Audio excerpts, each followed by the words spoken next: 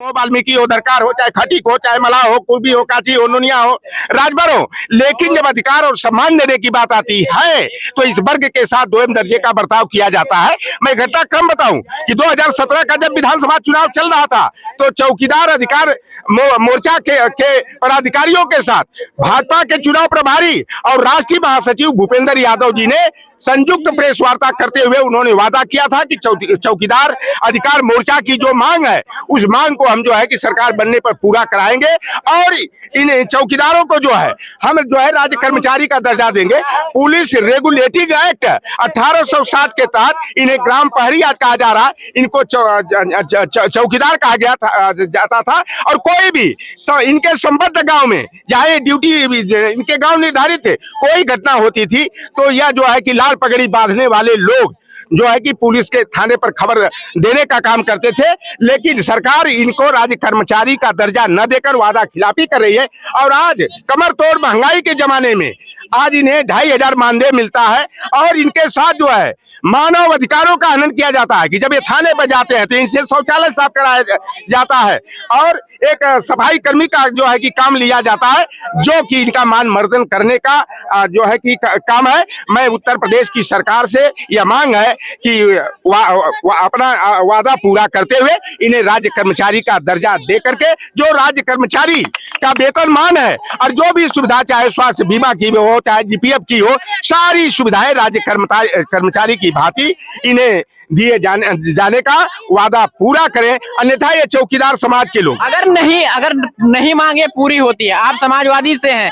तो आगे क्या इनका सहायता करेंगे, क्या आप रणनीति भविष्य में जब भविष्य में हमारी सरकार बनेगी तो जो इनकी जायज मांगे हैं उसको पूरा कराने के लिए हम लोग जो है कि वचनबद्ध है। और आज जो है कि इनके साथ जो अन्याय हो रहा है कि यहाँ 1 लाख से अधिक संख्या है इन चौकीदारों की उत्तर प्रदेश में 1 लाख और हर लोगों के परिवार में, क्योंकि बहुजन वर्ग के परिवार में संख्या ज्यादा होती है। इनके भाई साहब के पता लगा 7 को लड़के होंगे, इनके 6 बच्चे होंगे, इनके भी 4 को बच्चे होंगे। तो यह समझिए कि एक कॉम्प्लेक्स फैमिली में इनके 25 वोट 20 वोट 15 वोट कम से कम है। तो इतना मतलब आप इसमें चुनाव का घी डालेंगे, मतलब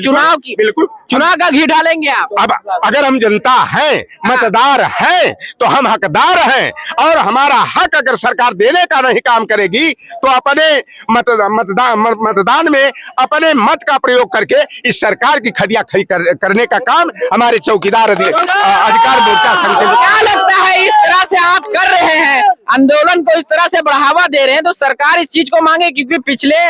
साल में जब कई बार हम लोगों ने आंदोलन देखा है, नरेंद्र मोदी जी ने प्रधानमंत्री जी ने कहा था कि देश में आंदोलन जी भी बढ़ रहे हैं, प्रधानमंत्री जी ने कहा था, क्या कहना चाहेंगे? देखिए ये भारतीय जनता पार्टी के लोग कब इनके बोल कब बिगड़ जाएंगे, वो कहा जा भैया वो तो अपने को देश का चौकीदार कहते हैं और ये भारतीय जनता पार्टी वाले बेशर्मी या बेहयाई की हदें पार कर रहे हैं कि चौकीदार हम भी चौकीदार हम भी चौकीदार। इन चौकीदारों की समस्या दूर करने के लिए कहा मिर्ची लग जा रही है। इन चौकीदारों की समस्या पूरा करो, इन्हें राज्य कर्मचारी का चतुर्थ श्रेणी का दर्जा देते हुए इनके राज्य कर्मचारी का दर्जा दो, अन्यथा तुम्हारी चौकीदारी पर बट्टा लगेगा। और 2024 के चुनाव में यही 1 लाख की संख्या वाले जो हमारे चौकीदार भाई हैं, ग्राम प्रहरी भाई हैं, यह इतना ही काफी है कि यह सरकार को पलटी मरा देंगे, उलट फेर कर देंगे।